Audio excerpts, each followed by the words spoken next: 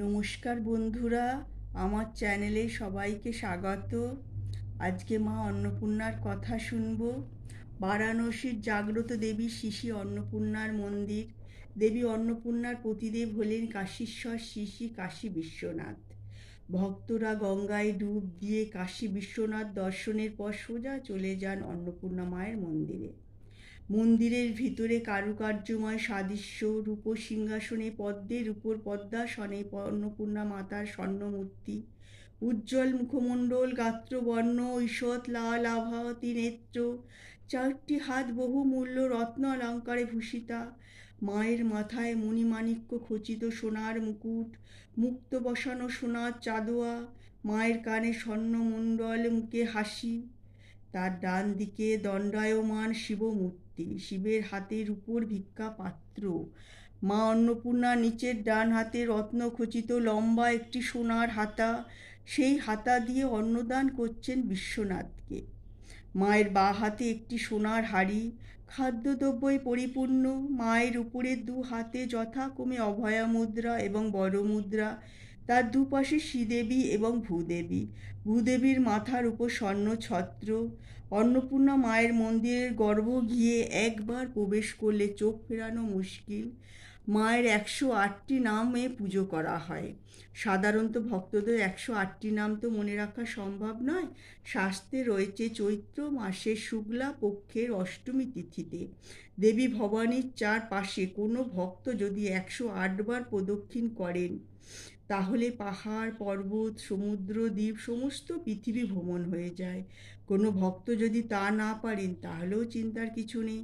প্রতিদিন অন্তত 8 বার দেবী অন্নপূর্ণাকে ভক্তি চিত্তে প্রদক্ষিণ করার পর মনে মনে প্রার্থনা করলে দেবী মাতা তা পূরণ করেন। মায়ের আশীর্বাদে সমস্ত বাধা দূর হয়ে যায়। অন্নপূর্ণার জন্মগ্রহণের পুণ্য দিনটি হল অক্ষয় তৃতীয়া। তিনি হলেন ভুবন মোহিনী, পরম করুণাময়ী সেই মাতা, যিনি আহার্য বস্তু পরিপূর্ণভাবে নিবেদন করে ভক্তদের জীবন রক্ষা করেন। হিন্দু ধর্মে খাদ্যবস্তুকে আলাদাই গুরুত্ব দেওয়া হয়েছে।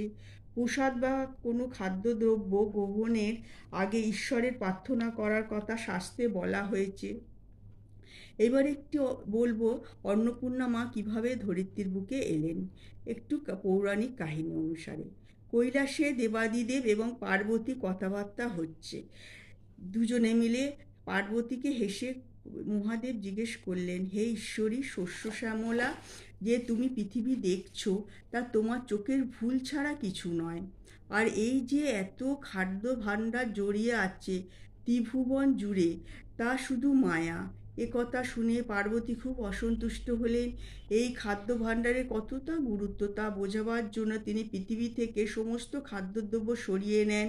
খাদ্যর অভাবে সারা পৃথিবী জুড়ে যখন দুর্ভিক্ষ দেখা দিল, খাদ্যর অভাবে মৃত্যুর মুখে সমস্ত জীবজগৎ, মা যে চিরকালই মমতাময়ী করুণাময়ী, সন্তানের কষ্ট কিভাবে তিনি সহ্য করবেন।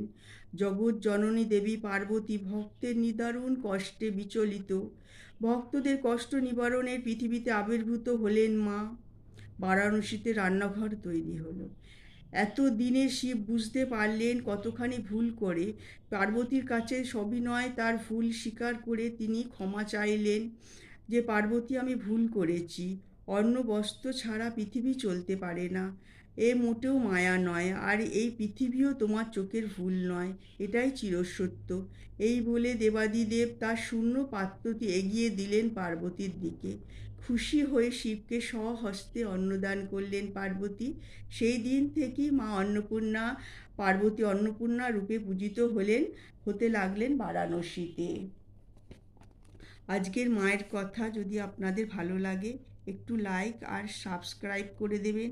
মায়ের কাছে প্রার্থনা করি সবাই ভালো থাকবেন, কারুর অন্ন বস্ত্রের যেন অভাব না হয়। জয় মা অন্নপূর্ণার জয়।